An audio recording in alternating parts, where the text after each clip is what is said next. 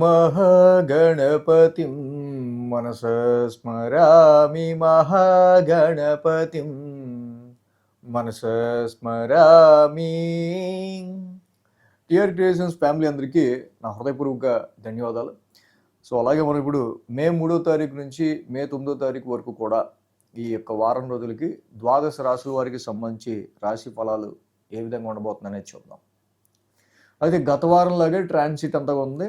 So no changes in this week ట్రాన్సిట్లో. So మెయిన్గా మేషరాశిలో మరి ఉచ్చస్థితిలో రవి ఉన్నారు, అలాగే బుధుడు కూడా ఉన్నారు. ఇక వృషభ రాశిలో స్వక్షేత్రంలో శుక్రుడు ఉన్నారు. మిథున రాశిలో గురువు గారి యొక్క సంచారం కంటిన్యూ అవుతుంది. సింహంలో కేతు ఉన్నారు. అలాగే రాహు కుంభరాశిలోను, మేన రాశిలో కుజ శనుల యొక్క యుతి అయితే జరుగుతుంది. అదేవిధంగా చంద్రుని యొక్క గమనం కూడా ఈ వారం మనం చూసినట్టే కనుక వృశ్చికం, ధనస్సు, మకరం రాశుల మీదుగా చంద్రుని యొక్క ట్రాన్సిట్ కూడా ఈ వారం మనకి కనిపిస్తూ ఉంది. ఈ విధమైన గ్రహస్థితులు, చంద్రుని యొక్క గమనం ఆధారంగా ద్వాదశ రాశుల వారికి సంబంధించి రాశి ఫలాలు ఈ వారం ఏ విధంగా ఉండబోతున్నాయి మనం చూద్దాం ఇప్పుడు. సో మకర రాశి వారికి సంబంధించి చూద్దాం. మకర రాశి వారికి సంబంధించి మనం చూస్తే కనుక ఈ రాశికి మెయిన్గా ఇక్కడ తృతీయంలో శని కుజులు, అలాగే చతుర్థంలో బుధుడు, 5th హౌస్లో, పంచమంలో శుక్రుడు. సో 4 గ్రహాల యొక్క అనుకూలత అద్భుతంగా యోగిస్తూ ఉంది. లేదా పరాక్రమ స్థానమైన ఈ స్థానంలో తృతీయ స్థానంలో కుజ శనుల యొక్క యుతి. సో 3rd హౌస్ ఇస్తే పాపస్థానం, మెలిఫిక్ హౌస్. అలాంటి పాపస్థానంలో పాపగ్రహాలు ఉండడం చాలా మంచిది.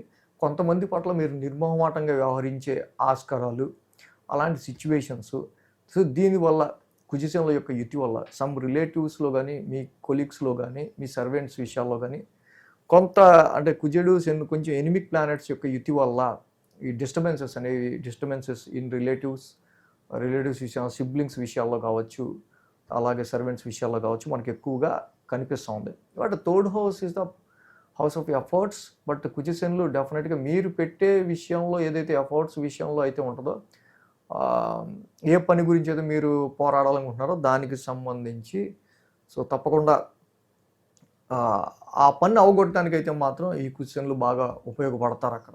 కాకపోతే సమ్ డిస్టర్బెన్సెస్ మాత్రం ఈ రిలేటివ్స్ పరంగా, సిబ్లింగ్స్ పరంగా, సర్వెంట్స్ పరంగా, కొలీగ్స్ పరంగా తీసుకొచ్చే ఆస్కారాలు మెయిన్ కనిపిస్తున్నాయి.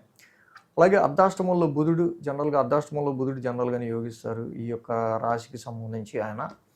సో అర్ధాష్టమ రవి యొక్క దోషం నడుస్తుండగా, అర్ధాష్టమంలో రవి ఉండంగా మెయిన్గా ఇక్కడ రవి ఒక పక్క మానసిక ప్రశాంతతని తీసేస్తుంటే అంటే Ravi is a fiery planet. ఎప్పుడైతే 4th హౌస్లో ఎమోషన్ హౌస్లో రవి యొక్క సంచారం జరుగుతుందో సమ్ ఎమోషనల్ డిస్టర్బెన్సెస్ అనేవి ఎక్కువగా ఉంటాయి. దానికి బుధుడు ఉండటం వల్ల అక్కడ కొంచెం న్యూట్రలైజ్ అవుతూ ఉంటుంది. ఇక పంచమంలో శుక్రుడి యొక్క సంచారం మకర రాశికి it is very good.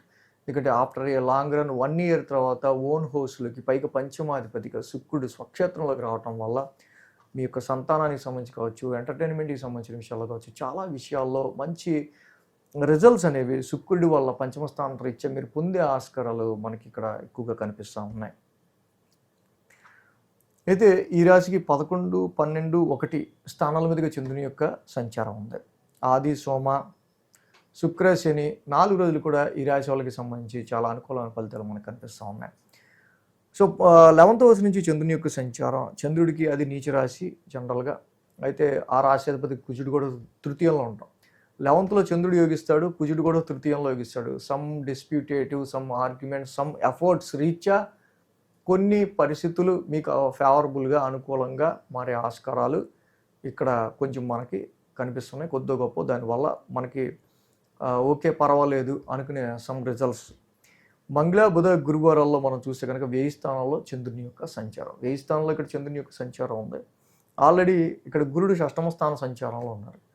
So కాబట్టి ఇక్కడ ఎప్పుడైతే ఈ గురుడి యొక్క 6వ స్థాన సంచారం వల్ల కొన్ని షార్ట్ జర్నీస్ వల్ల కొన్ని అబ్స్టేకిల్స్, కొన్ని చిన్నపాటి ప్రయాణాల్లో కొంత డిస్టర్బెన్సెస్ కావచ్చు. అలాగే ఇక్కడ ఈ రాశి వాళ్ళకి ఇయర్ ప్రాబ్లమ్స్ కావచ్చు, కమ్యూనికేషన్, థ్రోట్కి సంబంధించిన సమ్ హెల్త్ ప్రాబ్లమ్స్ కావచ్చు, సమ్ ఎనీ హెల్త్ ఇష్యూస్కి సంబంధించి కావచ్చు. అలాగే మంగళ, బుధ, గురువారాల్లో వర్క్ ఎక్స్పాన్షన్ కానీ, కొంచెం టెన్స్ అండ్ స్ట్రెస్తో కూడిన వర్క్ షెడ్యూల్ కానీ మనకి ఎక్కువగా కనిపిస్తుంది. మెడికల్ ఎక్స్పెన్సెస్ కూడా కొంతవరకు మరి 1000 స్థానం మీద గురుడి యొక్క ఆస్పెక్ట్ ఉంది కాబట్టి కనిపిస్తూ ఉన్నాయి.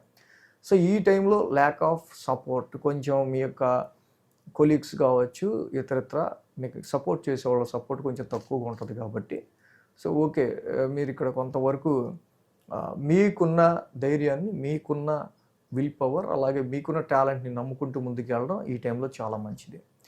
సో అలాగే శుక్ర శనివారాల్లో రాశిలోనే చంద్రుని యొక్క సంచారం, రాశిలో చంద్రుని యొక్క సంచారం, అలాగే ఆ రాశి అధిపతి తృతీయ స్థానంలో ఉన్నాడు. తృతీయంలో యాక్చువల్గా శని బాగా యోగిస్తారు జనరల్గా ఏలినాడు శని అయిపోయాక.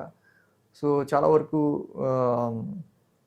ఈ రాశి వాళ్ళకి సంబంధించి ఈ తృతీయ స్థాన శని సంచారం, రాశిలో శుక్రుడు శని ఉండటం, ఇందాక మనం చెప్పినట్టు వారం ప్రారంభంలోనూ కుజుడి ఇంటి మీదుగా ఉంది చంద్రుడి సంచారం, వారాంతంలోనూ శని ఇంటి మీదుగా ఉంది చంద్రుడి సంచారం. కుజ శనులు ఇద్దరు కలిసి తృతీయంలో ఉన్నారు.